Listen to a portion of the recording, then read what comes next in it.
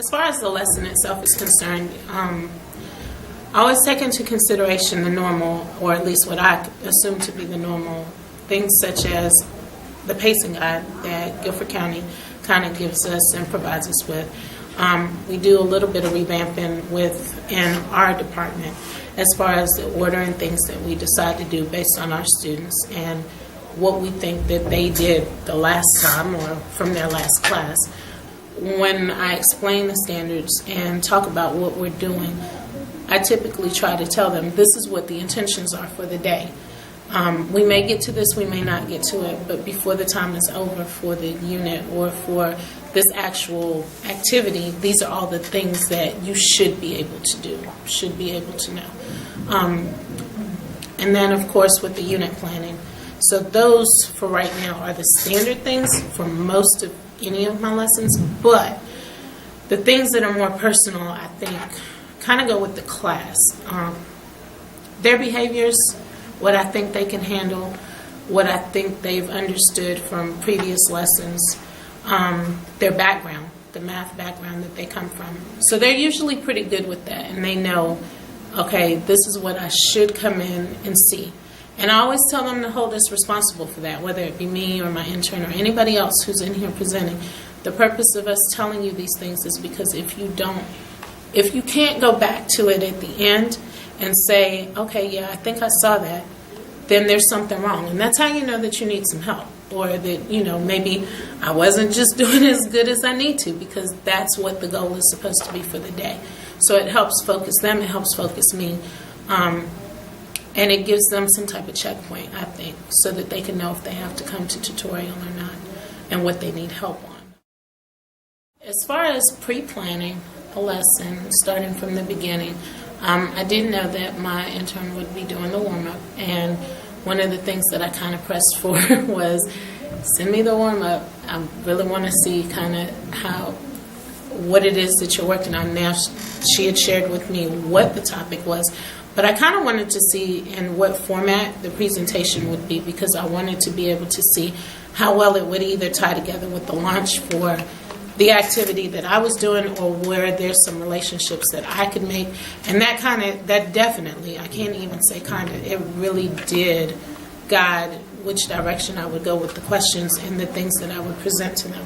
So in the beginning, when I wanted them to make a relationship with a linear function and an exponential function, based off of the fact that she had just talked about rates of change, that's what made me think it would be a good idea to even draw a quick sketch and talk about rates of change, because it was something that was in their prior knowledge, hoping that, one or two students might even remember. And, well, as far as the WIDA standards, especially with my ELL students, of course, the first thing that comes into play ends up being the language, especially with the vocabulary.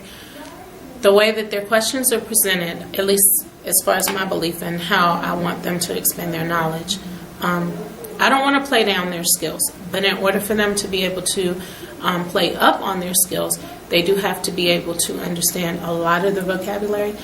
I did know that I was going to have them do the making or the shape and modeling of those two functions with their bodies, because it also helped them see, okay, well, this is kind of what's happening with this shape, and this is how I have to change from one to the other. So then in their heads, maybe they're making a comparison, which helped me when I got to the board and asked those questions as well to lead into the rest of the opening lesson. Math at Smith High School is really interesting because we tend to get a lot of students who feel like they do not know any math. And every day when I walk in here, I think my goal is to make sure that my students figure out that they know more than what they know.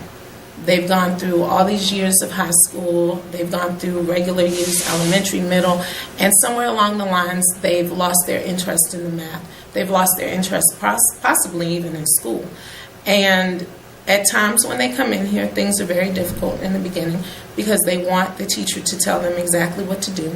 You know, my students who have had a pretty successful tenure in school, they've I come in, teacher tells me what to do, I do it, I'm a good kid, I move on. I don't know about the thinking, though. They do what we tell them to do. I want them to be able to think, and to have a student here who, regardless of their difficulties throughout their school years, can figure out that math can be fun. Math is related to what they do in their regular life. Math can be debatable. Discussions go on in here all the time. Math should be justified.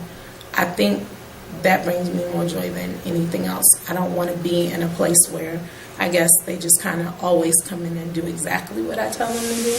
I want them to figure out that, you know, their opinions, their thinking process is just as important as mine.